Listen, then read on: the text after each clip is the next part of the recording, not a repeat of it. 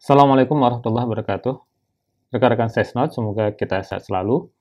Pada video kali ini, saya mencoba untuk membuat catatan gempa yang terjadi selama beberapa waktu yang lalu. Secara global, ini berdasarkan dari informasi IRIS.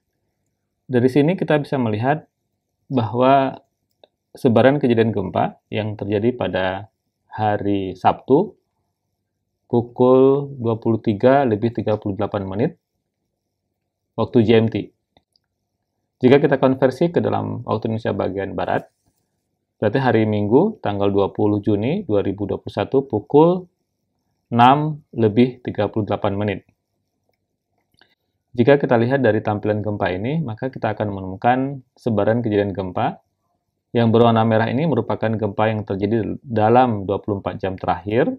Kemudian yang berwarna orange, ini gempa yang terjadi dalam 48 jam terakhir atau gempa yang terjadi kemarin. Kemudian warna kuning ini merupakan gempa-gempa yang terjadi dalam 2 pekan terakhir, dan yang berwarna ungu ini merupakan gempa yang terjadi dalam 5 tahun terakhir. Nah, jika kita perhatikan dari gempa, sebaran kegempaan yang terjadi secara global, memang sangat ditentukan oleh posisi dari tatanan tektonik, seperti yang terjadi di wilayah Barat Sumatera, Selatan Jawa, itu merupakan interaksi tektonik yang dikenal dengan zona subduksi. Kemudian kita temukan beberapa gempa yang terjadi di tengah samudra, itu merupakan gempa-gempa yang terjadi akibat adanya pengaruh dinamika tektonik yang bergerak secara divergen. Artinya, antara satu sisi atau satu lempeng dengan lempeng yang lain bergerak secara memisah, kemudian di bagian pemisahan itu terjadi opening yang menghasilkan gempa-gempa dengan mekanisme sesar turun. Sedangkan di zona subduksi, umumnya kita menemukan gempa-gempa dengan sesar naik. Selain itu ada juga gempa-gempa yang terjadi secara sesar mendatar, dan itu biasanya dikarenakan adanya aktivitas sesar yang bergerak secara straksilip atau secara mendatar atau horizontal antara satu bidang dengan bidang yang lain. Kita coba lihat di webnya USGS. Secara global, maka kita menemukan kegempaan yang relatif sepi dibandingkan dengan beberapa waktu yang lalu. Ini dengan magnitudo paling kecil 2,5. Jadi dan paling besar di sini kita lihat ada 5,2. Dan 5,2 itu terjadi di wilayah Indonesia di daerah Bengkulu. Jika kita lihat dalam beberapa waktu terakhir, ini ada gempa yang terjadi di wilayah Bengkulu, di Pagar Alam. Magnitudo gempa ini adalah 5,2, dan kedalaman sumber gempanya 57,7 km. Terjadi pada pukul 04:12, tanggal 20 Juni 2021. Gempa ini kemungkinan besar akibat ada dorongan di bidang subduksi. Kita tahu ada pola subduksi di bagian barat dari Pulau Sumatera, kemudian menekan bagian dari zona atau bagian dari lempeng Eurasia.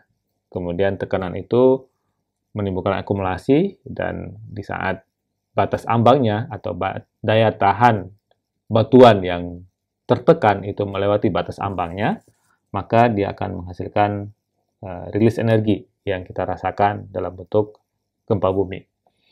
Jika kita lihat dalam 30 hari terakhir,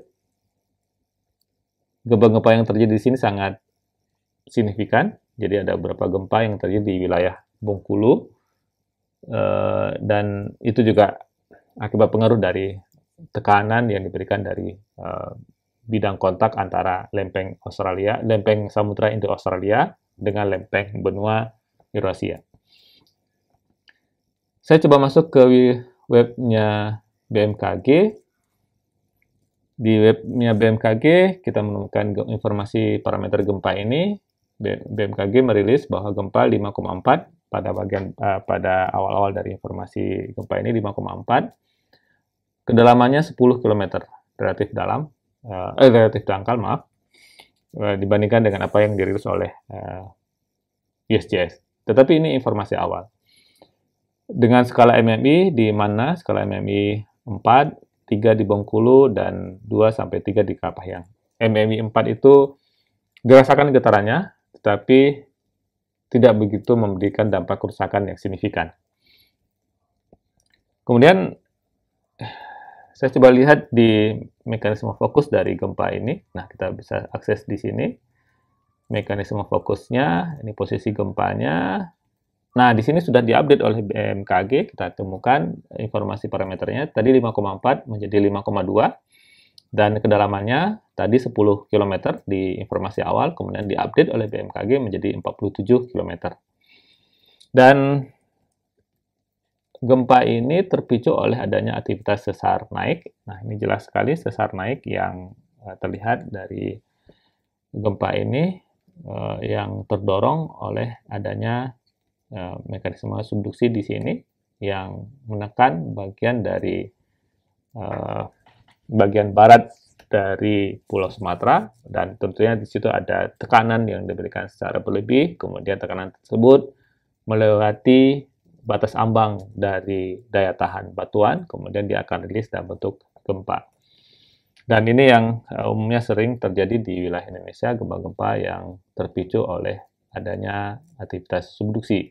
Dan kita tahu bahwa wilayah Indonesia itu memiliki zona subduksi mulai dari bagian utara, dari Pulau Sumatera, kemudian menerus sampai ke bagian selatan Pulau Jawa, dan ini kita kenal dengan daerah zona subduksi yang menghasilkan beberapa gempa besar. Selain itu juga kalau kita lihat di wilayah timur, maka kita akan menemukan sebuah kondisi tatanan tektonik yang sangat rumit, kondisi di daerah timur, dan ini juga terlihat dari beberapa event gempa yang sangat ramai terjadi di wilayah timur.